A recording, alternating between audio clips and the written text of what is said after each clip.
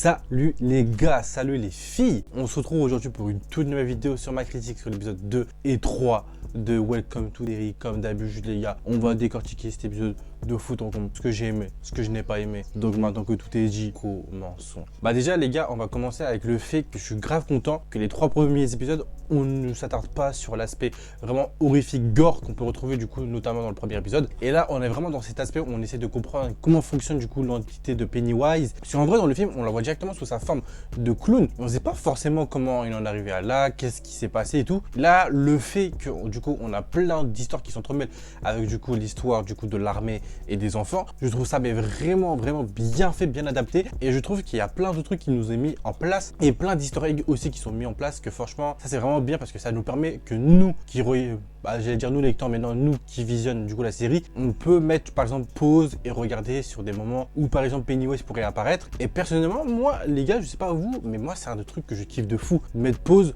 regarder à des moments où il pourrait être là ou pas, s'il n'est pas en arrière-plan, dans ce genre de trucs. Et personnellement, moi, c'est un des points forts que je trouve dans cette série. Et malgré que dans l'épisode 2 et 3, on essaye vraiment de nous mettre en place le petit groupe, franchement, moi personnellement, je trouve que du coup on revient vraiment du coup à l'aspect qu'on retrouve dans les films, mais c'est assez différent parce que là on sent vraiment que du coup c'est des enfants qui ont essayé de découvrir qui est l'entité de Pennywise. Et aussi on a du coup cette histoire du coup en parallèle avec l'armée, qu'il n'y a pas forcément ça du coup dans les films. Et c'est ça que je me dis que c'est vraiment bien parce que du coup l'histoire des enfants ne sera pas vraiment la seule histoire importante. Et c'est là que tu te rends compte que pour l'instant dans les 3 premiers épisodes on a vraiment une histoire qui va au-delà d'une entité qui veut juste bouffer les enfants. Et on voit vraiment que l'armée veut vraiment utiliser l'entité de ça comme une arme. Et on a des personnages vraiment qui seront grave importantes pour la suite du récit, notamment Halloran, que je trouve qu'il a une place mais très importante dans cette série pour l'instant, que ce soit en tant qu'une personne noire et une personne qui a des pouvoirs psychiques.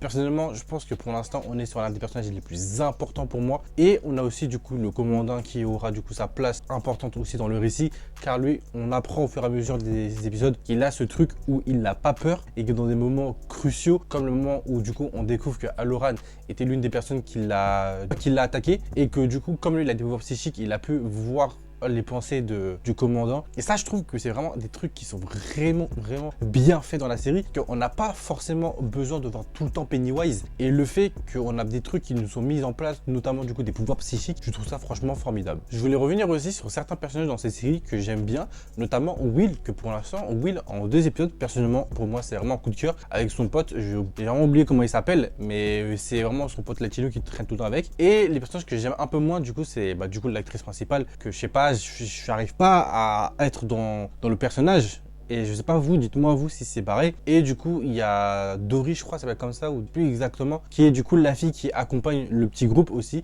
auquel son père du coup va être accusé du meurtre des enfants dans le premier épisode, alors qu'il est totalement innocent. Et ça en vrai que j'aime bien parce qu'en vrai t'as plein d'histoires qui vont s'entremêler, que ce soit par rapport au père de cette fille là qui va être accusée, que ce soit par rapport à Halloran, que ce soit par rapport à Pennywise. Et franchement je trouve que c'est bien fait. Après moi si je devrais retenir des points entre guillemets négatifs, ce serait plutôt dans l'épisode 3 où je trouve que personnellement les effets spéciaux sont vraiment dégueulasses. Pour le coup le moment où ils sont avec le vélo et du coup ils pédalent, je sais pas comment ils ont tourné cette scène mais c'est vraiment grave chelou. Franchement faut le dire, c'est grave bizarre, mais bref. Il y a un autre point négatif auquel là c'est vraiment en termes de récit que j'ai pas forcément aimé, c'est le fait que à la fin de l'épisode 2 on nous fait comprendre que je sais plus, je crois que ça s'appelle Suzy, elle va aller en hôpital psychiatrie. Et en fait je m'attendais pas que dans l'épisode 3 elle allait sortir aussi vite de l'hôpital psychiatrique, parce que moi je me suis dit que vas-y Bélec, ok, à rendre dans l'hôpital psychiatrie, et c'est vraiment un endroit où quand vraiment les gens ils voient que t'es fou,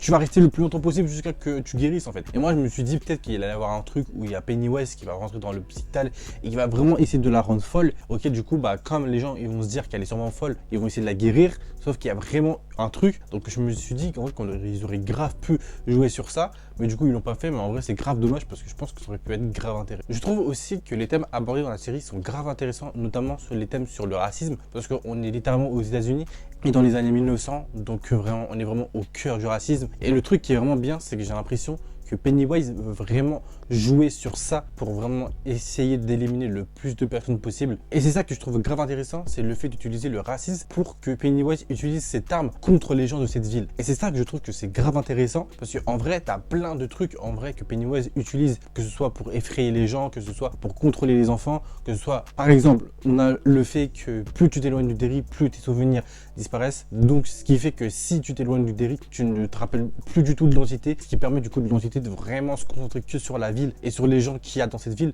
Donc, je trouve que c'est un truc qui est vraiment grave intéressant et grave bien mis en avant. Après, à voir comment ça va être utilisé par la suite du récit. Parce que là, on a un peu ce love interest, entre guillemets, entre du coup une dame qui s'appelle Rose et du coup le commandant du commandant. Oui, je sais. En fait, ils n'ont pas de nom, littéralement, c'est des commandants. Bref, le commandant de l'armée, auquel on comprend avec du coup le flashback qui se déroule au tout début de l'épisode 3. Et quand je suis l'histoire d'un enfant qui va être dans un cirque et qui va un peu se perdre dans ce cirque et qui va faire la rencontre de ça, du coup, avant qu'il devienne du coup Pennywise. Et qu'on va se rendre compte qu'en fait, cet enfant-là est littéralement du coup le commandant de l'armée. Et qu'en fait, on comprend qu'en fait, cette personne-là, en fait, avait littéralement oublié son passé à Derry.